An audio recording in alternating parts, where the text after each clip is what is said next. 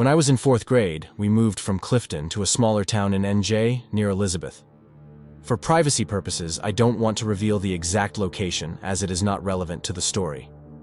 This house was old, sort of run down, and not one of the first options my parents considered. It was better than our old living situation, so it ultimately became the house we lived in. From the very beginning, everything in the house was off.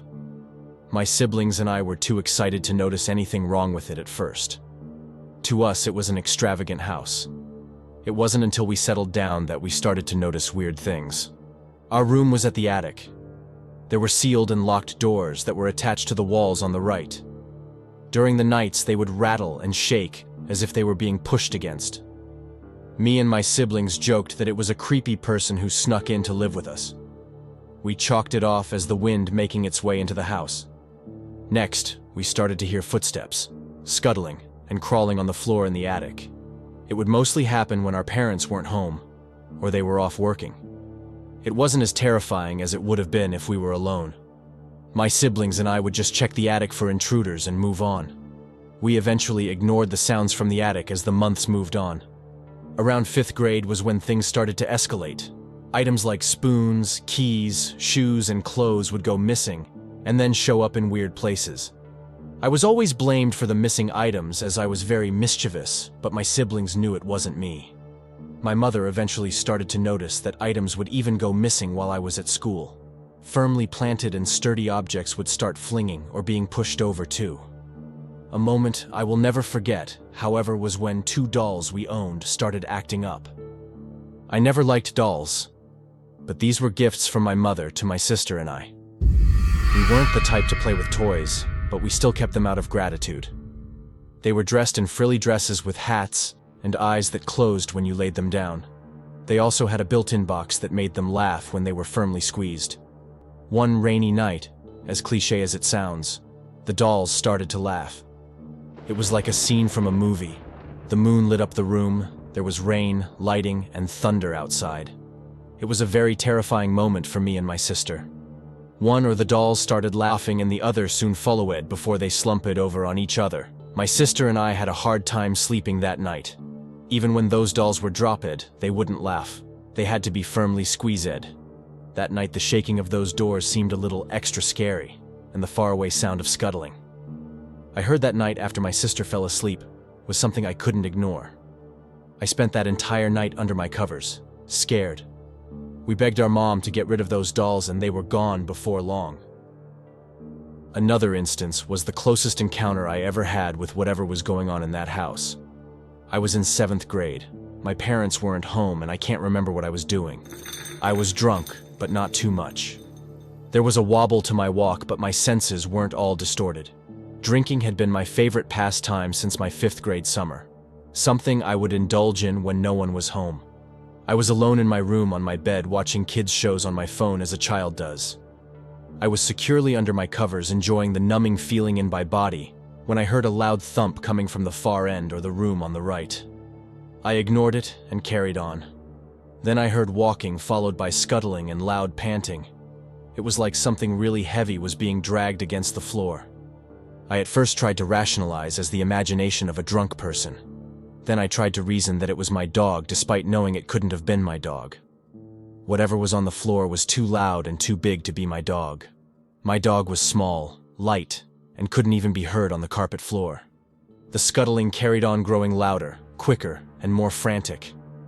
I was hearing human gasps and groans as it got closer. I didn't dare move or peek from underneath my blanket. This was the closest I had ever heard it. The footsteps and scuttling always sounded far away, like it was never in the same room. As lame as this is, I never did end up checking or even moving. Instead, I ended up falling asleep to these sounds.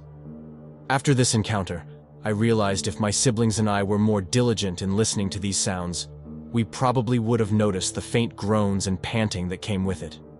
The faraway noises of whatever it was started to happen more often. They were never as close as they had been that night, but they were more unsettling. After that, nothing completely out of the norm happened. Things continued to go missing, the rustling of the doors continued, and the noises continued. We moved from that house when I was in 8th grade. After we moved, we talked about what was happening in that house. my parents revealed that they always felt off about the house. We had all experienced similar things and even heard the same things. As weird and strange things were in that house, I never felt like I was in mortal danger. I'd like to think whatever was scuttling on the floor was the spirit of a dead, wounded animal. Sorry for any typos. Don't drink or do drugs, kids.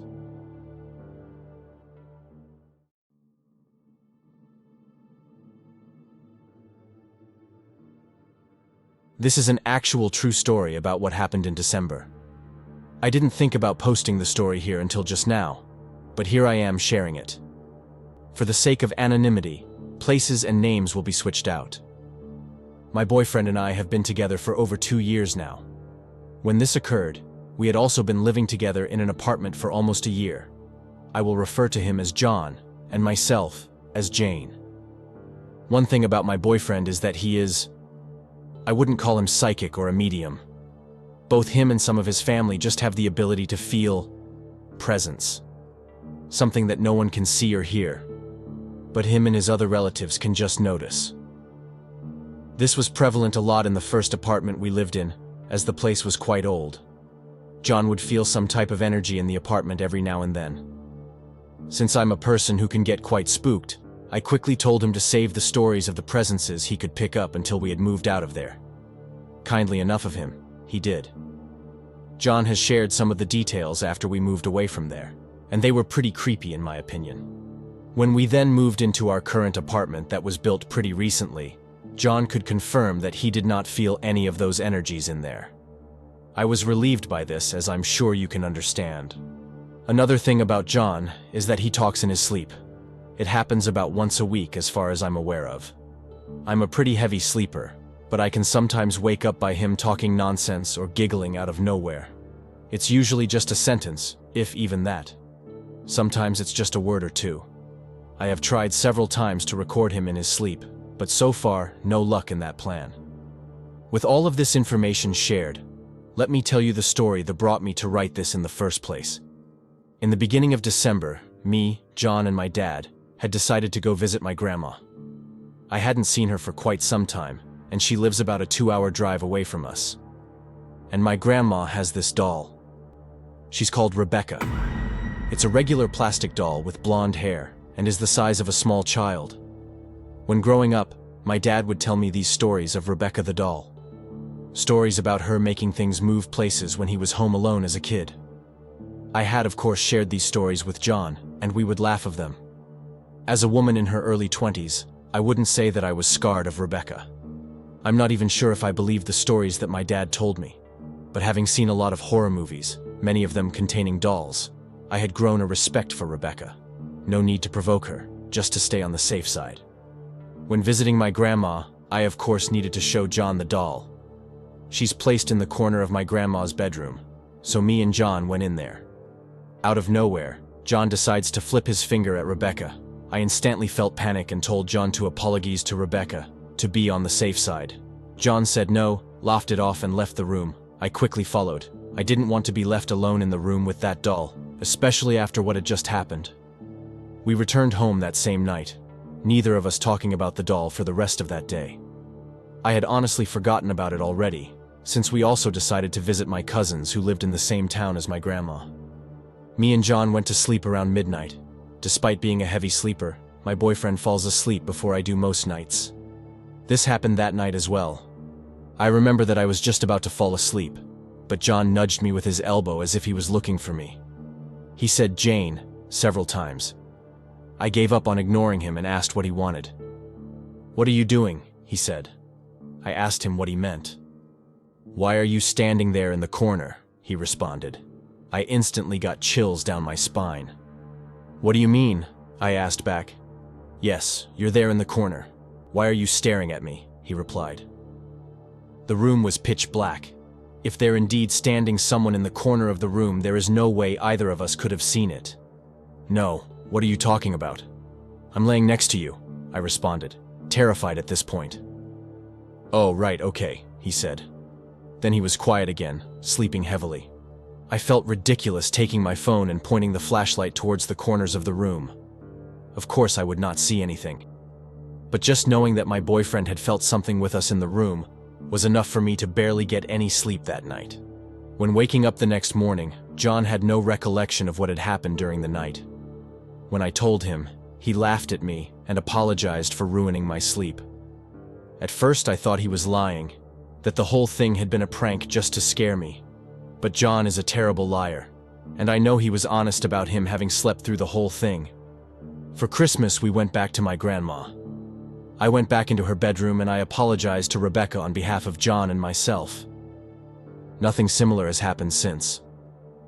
I have shared this story to friends and family, all who have thought it was funny. I just can't shake the feeling that it was actually the presence of Rebecca in our bedroom that night, that we had upset her and she followed us home.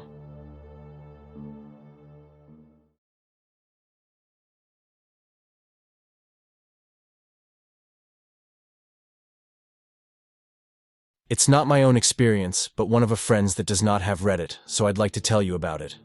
So back in the late 1980s, early 1990s, he went into our local town to visit a friend for a drink. He had been waiting in their agreed meeting place for approximately 30 minutes, but the friend was nowhere to be seen. So he went to a phone box to call his home landline. A woman picked up and he asked where his friend was. The woman on the other end of the phone explained that it was his friend's sister who was visiting the family for the weekend, and she informed him that his friend had left not too long ago and should be with him soon. When his friend arrived, he explained that he called home and his sister spoke to him. His friend revealed that his sister had died in Egypt a few years prior to them becoming friends. The friend doubted this to be true, obviously. But the scary thing is, when he got home, he checked his call log, and true to the story, the phone had been picked up and answered in what was at the time an otherwise empty house.